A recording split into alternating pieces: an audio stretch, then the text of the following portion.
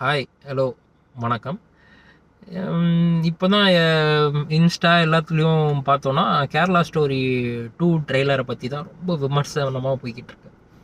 எல்லாத்துலேயும் ஒன்றே ஒன்று தான் சொல்கிறாங்க, முஸ்லீம்ஸ்னால் இப்படி தான், பீஃப் வந்து யாரும் சாப்பிடக்கூடாது, சாப்பிட்டா அது பெரிய தெய்வ குத்தம், சாப்பிடவே கூடாது அப்படின்னு சொல்லி பீஃபை அதாவது ஃபுட்டையும் ஒரு அரசியல் ஆக்குறீங்க. பெண்களை வந்து அவ்வளோ கொச்சை, உங்கள் வீட்டு பெண்களையே நீங்கள் கொச்சைப்படுத்தி தான் காட்டுறீங்க.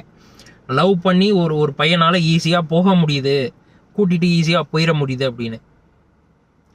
எந்த விதத்தில் நீங்கள் இதை வந்து நல்லதுன்னு சொல்லி எடுக்கிறீங்களோ அது உங்களுக்கே வினையாத்தான் இருக்குது.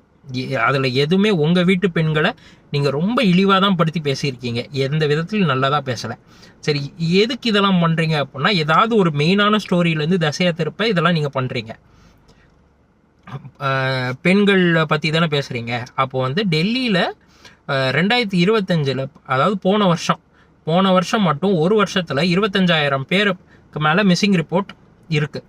அதாவது அஃபிஷியலாக, அதாவது ரெஜிஸ்டர் பண்ணியிருக்க கேஸ் பார்த்தீங்கன்னா 25,000. இப்போ ரெஜிஸ்டர் பண்ணாமல் எவ்வளோ பேர் இருந்திருப்பாங்க, எவ்வளோ எவ்வளோ எவ்வளோ எவ்வளோ 1000 பேர் இன்னும் இருப்பாங்க.